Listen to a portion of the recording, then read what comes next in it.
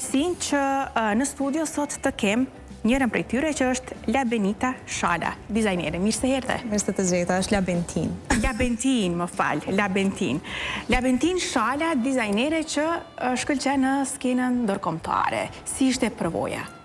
Ishte hera parë për neve në Stockholm me një sfilat mode. Është prish shumë mirë, ishte bashkëpunim edhe me ambasadën e Kosovës atje. Patëm kënaqësinë me nda 10 koleksione të cilat janë inspiru prej 2 motiveve ose elementeve kombëtare si ajo e gjubletës dhe hynesha në fron. Koleksioni ka rrjedhë shumë mirë, është prit shumë mirë edhe rrjedhimisht ka dalë një bashkëpunim shumë i lezetshëm edhe për neve edhe për ekipën atje.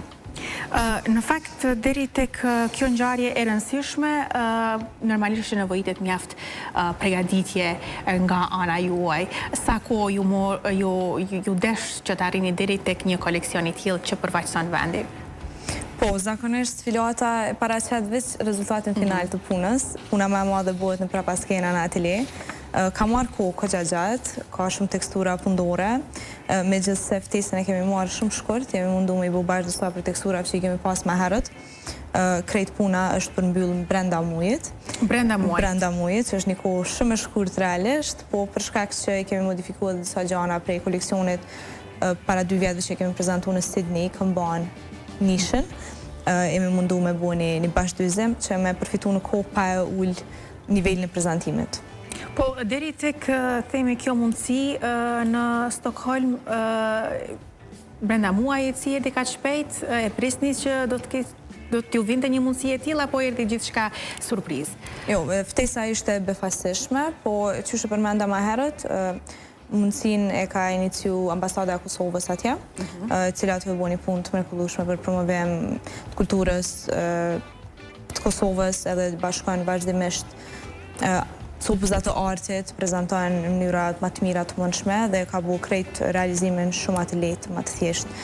Bashkarisht me ambasadën, janë edhe disa organizata këtu në Kosovë, Swiss Contact, Fego dhe SIDA Sweden, të cilët të gjithë bashkë kanë bërë një gërshëtim për me bu të mundën një prezentim të tillë. Po, çfarë ju frymëzoi, inspiroi, sepse kur bëhet fjalë për artin, gjithmonë artistat kanë nevojë për një inspirim, një frymëzim. Çfarë shërbeu si frymëzim në këtë koleksion? Po, qysh e përmenda edhe më herët, pjesa e parë e këtij koleksioni është iniciu në Australi në Sydney para 2 vjetëve. Elementet kombëtare i kam përdorur për herë të parë në atë koleksion. Fillimisht e kam marrë si inspirim gjubletën, dhe tutje kom vazhdu me hyneshën në fron. Këto 2 elementet janë trajtu në 20 veshje në total. Tek gjubleta, për shembull, është një prej veshjeve që është shumë dimensionale dhe ka kuptimet shumë fishta, që është e thellë si monument, sa në literaturë kom has shpesh edhe në hezitim të etnologëve me interpretu gjërësisht, sepse është ajo frika që mujna me gabu diçka që ka simbolik në gjublet.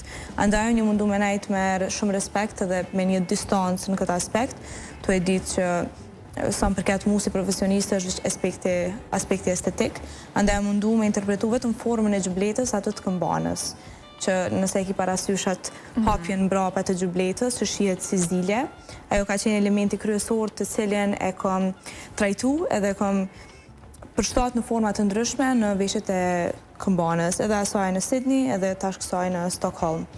Pastaj hynesha në fron është një prej simboleve më të vjetra të Dardanis, bashkëkohse me gjubletën, faktikisht. Hynesha në fron ka qenë pakës më e lehtë me trajtu si monument, se i ka ato konturat shumë identifikuse, mandej vetëm i kam sjellën teksturat ndryshme. Një veshje e parë që ka hapë sfilatën aty në Stockholm me bardha, i ka 3 hynesha në pjesën e bustit.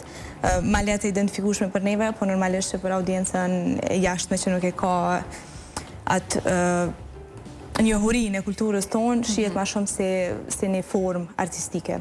Kështu që është gjithmonë një kënaqësi tjetër, kur i ki njerëz të tu, një shtet tjetër edhe shohin pak ma afër edhe këto inspirimet që i trajton. Po, publiku si e priti?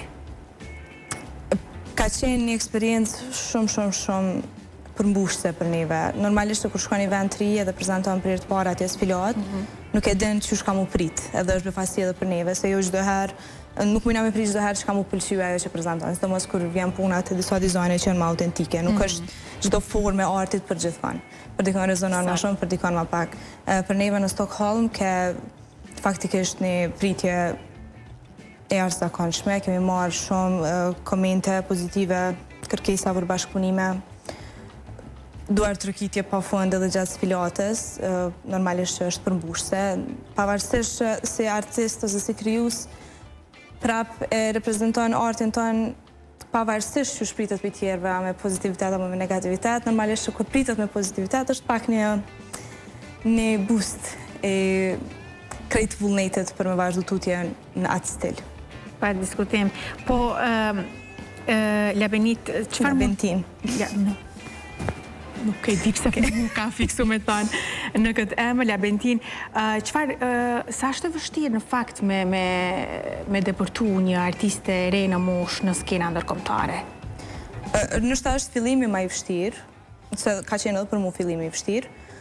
është që ajo koha derisa i kryon themelet edhe kur punon me një klientel që fillimisht nuk është eksistente, normalisht që vjen kohë pak me ndërtu edhe me kriju qatë vargën, atë halkën.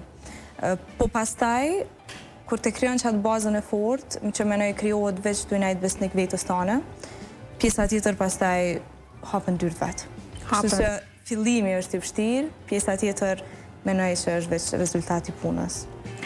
Është rëndësishme edhe kur kemi sidomos përfaqësim ndërkombëtar përpos që cilëm diçka shumë të bukur, shumë unike, është rëndësishme edhe materiale të ndryshme që përdoret për atë koleksion. Me çfarë materiale kryesisht ke punu dhe dallojnë shumë, domethënë, nga një koleksion i zakonshëm me një kur dëshiron ti të përfaqësosh një vend?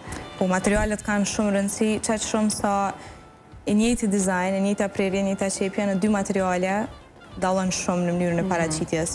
Për neve është shumë e rëndësishme tekstura e materialit, prandaj edhe shumica e veshjeve dhe dizajneve e kanë të veçantë në teksturë.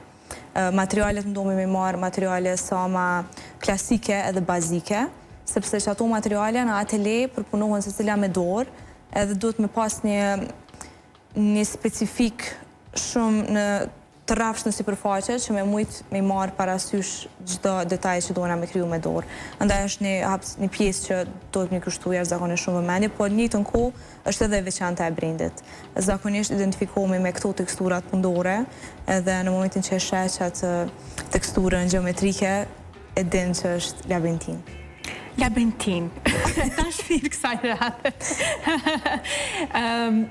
Dua për fund një mesazh, sepse ka vajza të reja që ndoshta janë akoma në studime për dizajn, ëndrat normalisht janë shumë të mëdha, kur e don shumë profesionin që e ke zgjedhur për të studiuar, por edhe për të marrë me të. Cila do të ishte këshilla jote për vajzat e reja që kanë synim, kanë ëndër që ndonjëherë koleksionin në të ardhmen, koleksionin e tyre ta shohin në skenën ndërkombëtare? Mendoj që bota është ushëru prej njerëzve që të ndjek ëndrat e veta. Dhe pavarësisht që çdo fillim është i vështirë, pavarësisht fushës, mendoj që ki pas edhe të sfidat tua si gazetare në fillim. Është me rëndësi me ditë çka po don, edhe tutje me pas besim, me pas shumë besim vete dhe në rrugën që ka me të prit tutje, edhe nuk ka ëndër që së realizohet. Nuk ekziston ëndër pa realizuar. Nëse jetu e menu... Edhe nëse je në Kosovë.